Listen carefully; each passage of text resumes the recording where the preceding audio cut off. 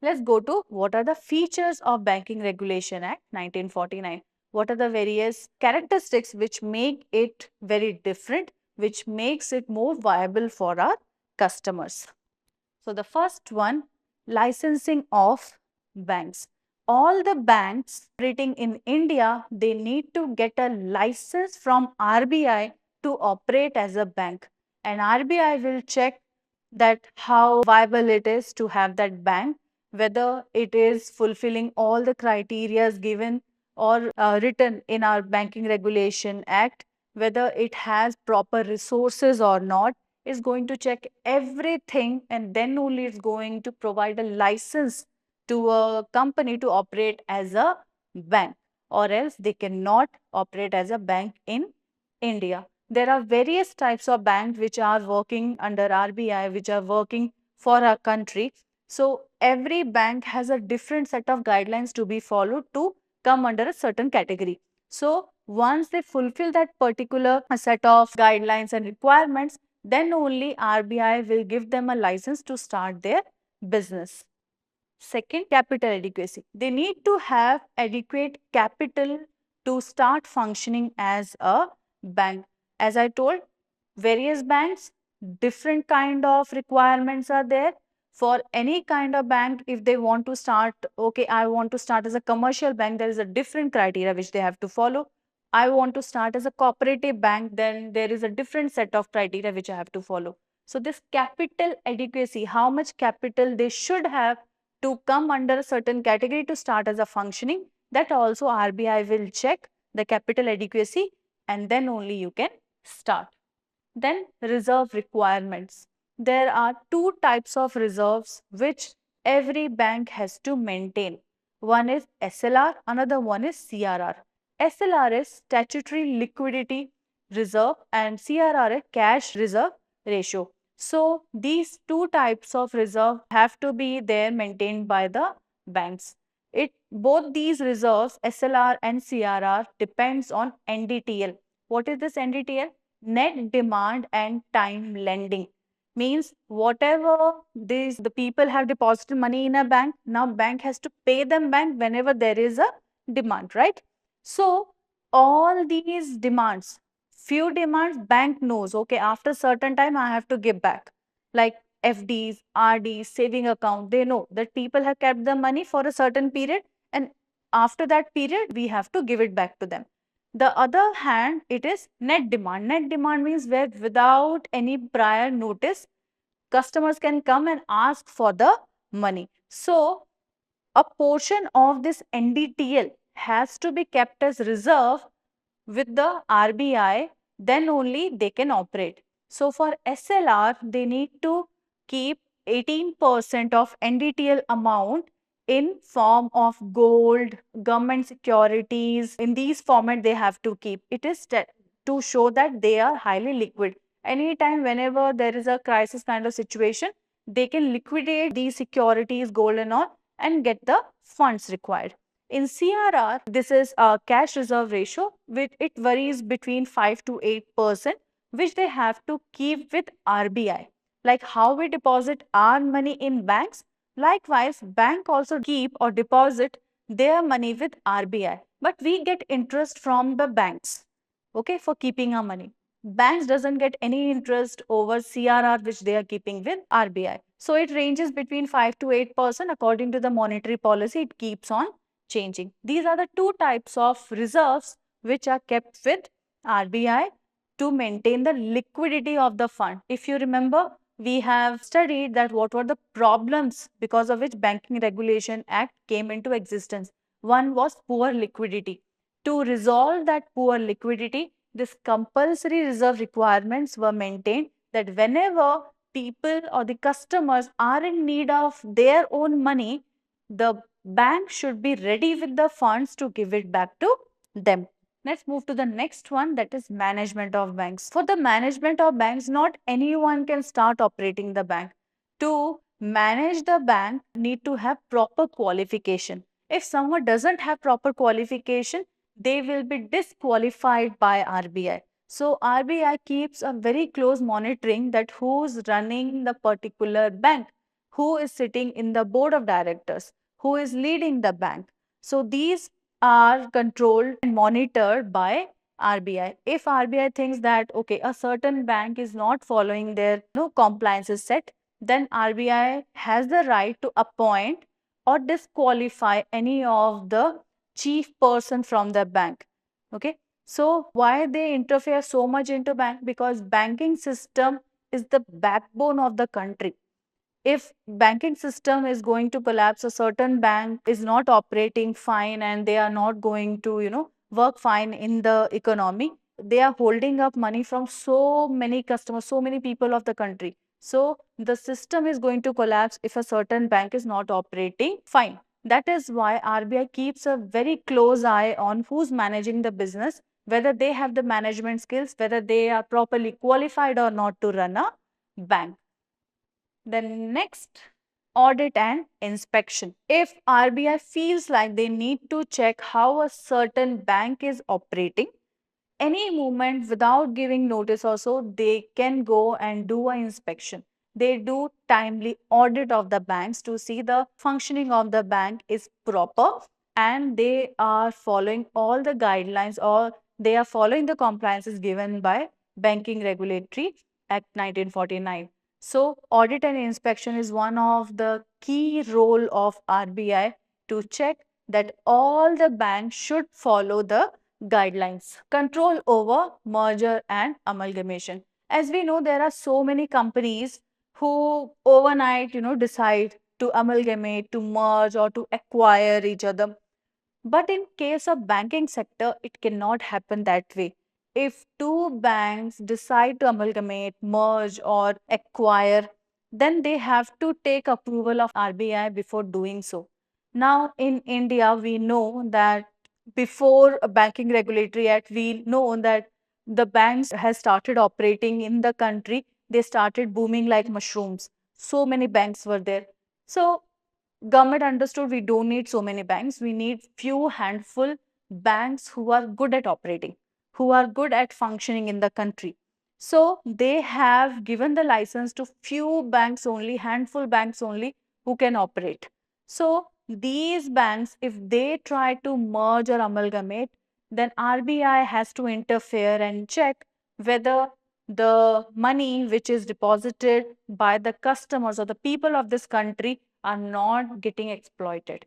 So to save the people's money, people's interest, merger and amalgamation has to be monitored by RBI, or the banks cannot go ahead and merge unlike companies. Then power to regulate interest rates. The interest rates are not decided by the banks themselves. There is a base interest rate which is given by RBI on which the banks can decide their interest rates. So these interest rates are again regulated by RBI. We know about repo rate and reverse repo rate. So these are the base of any interest rate prevailing in the country given by any banks. So not a bank can tell today, okay, I am going to charge 10% or 20% on a certain kind of loan or certain kind of advance. It is again regulated by RBI, because the main purpose of having this act is to protect the customer's interest. So banks are not allowed to exploit the customer's interest and use there for their own benefit. That is why RBI has the power to regulate the interest rate which is prevailing in the country. Then deposit protection. Whatever deposit people have kept in the bank, why they keep the money in the bank? Because they want to protect the savings. They want to protect whatever money they have. If banks are not a safe place, then where they are going to keep? Why they will come to bank and keep the money? We can keep our money in our houses. Why we have to go to bank and keep our money? Because banks are telling that your money is more safe with us. Banks are claiming, banks are giving you assurance that your money is going to be more safe with us than keeping at your home. Plus, we are also giving you interest on that so that you are earning more money on whatever money you have.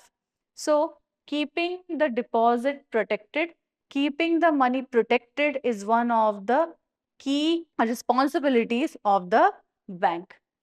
Now, let's go to the next one, that is provisions for cooperative bank. Earlier, when this Banking Regulation Act came into existence, at that time cooperative banks were not in the scenario. But slowly, government understood that there are certain set of banks which has to be, channelized in our system for few cooperative houses. So they also gave a provision. They added cooperative banks as type of bank in the Banking Regulation Act. So it also came under this category. Then prohibition on trading activities. Banks are prohibited from trading into different securities. There are set of securities which are given by this Banking Regulation Act, that banks can only trade in those kind of securities. They cannot get into capital market to trade in any kind of security, because they have to facilitate the functioning, they have to facilitate a platform to do the trading. They cannot enter into trading, because then it can lead to insider trading, which is banned, which is kind of illegal activity. That is why there is a prohibition on trading activities. Then winding up and liquidation. Unlike the companies, banks cannot shut down their business overnight. If we see the other companies, if they have declared themselves insolvent, they can shut down their business and from the next day onwards, they don't need to open the company. But in case of banks, it doesn't happen like that. If any bank want to shut down the business, if RBI has found any bank not following the guidelines and they want to shut down a particular bank, then they have to request it to High Court to shut down that particular bank or wind up the particular bank. So, winding up or liquidation of any bank has to come through RBI, and that to be RBI is going to put a petition with the request the High Court to liquidate or wind up that particular bank. And the last one, penalties for non-compliance. After audit and inspection, if RBI gets to know that a particular bank is not following their guidelines, a particular bank is not operating in people's interest, then they have to face penalties given by RBI. They might have to shut down their business, they might have to pay a lot of penalty in form of money to the RBI because they are not following the guidelines. So any bank who's not going to follow whatever is given in Banking Regulation 1949, they have to deal with a lot of penalty, which can come in form of fine, which can come in form of punishment as well. Now let's see what are the objectives of Banking Regulation Act 1949. What are the various objectives and what these Banking Regulation Act 1949 tries to achieve.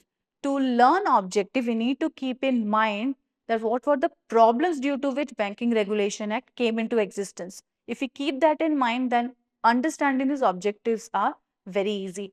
So the first one, regulation and supervision of banks. Earlier, there was no proper guideline. Anyone can start business, anyone can start a bank, take the money. So no proper regulation, nobody to supervise.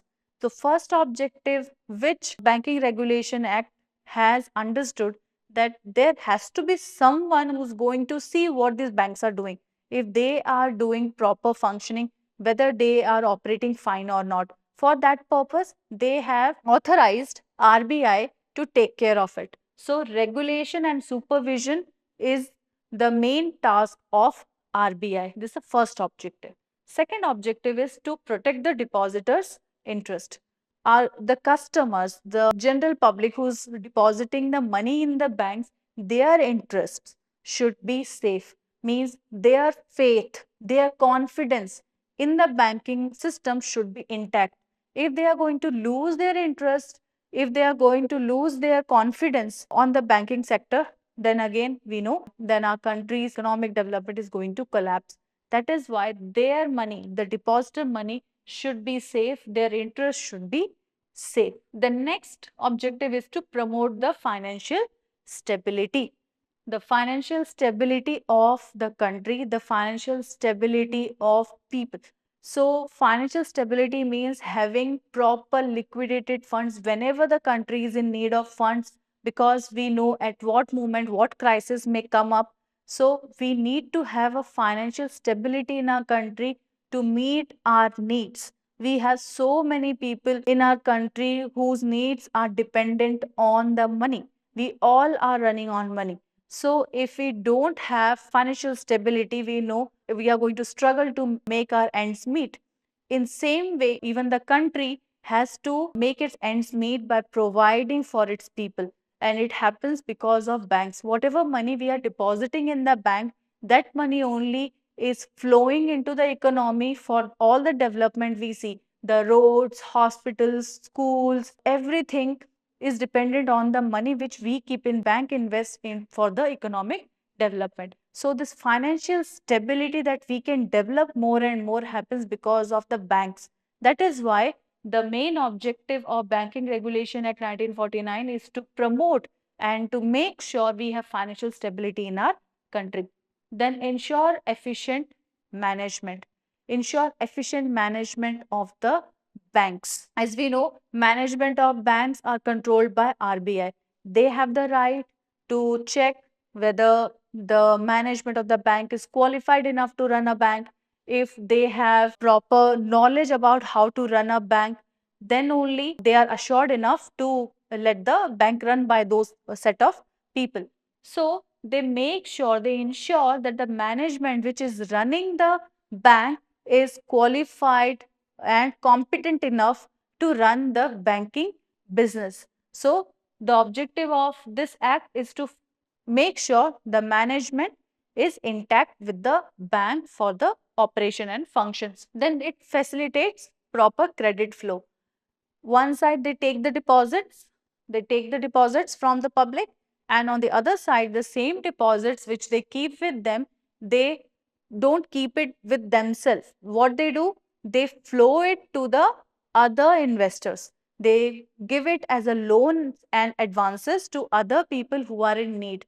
Now we deposit our money in the bank and there is some other person who is in need of money to buy a house.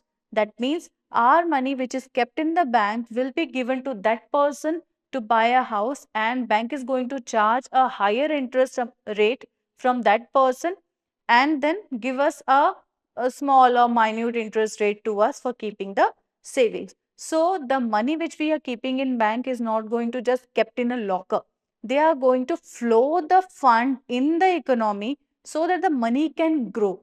So it facilitate a proper credit flow in the country. Then control malpractices. It controls all the illegal activities, all the malpractices which goes inside the banking system. Again, we need to keep in mind that frauds were happening, banks were looting the people. So to stop all these malpractices, banks have close monitoring by RBI.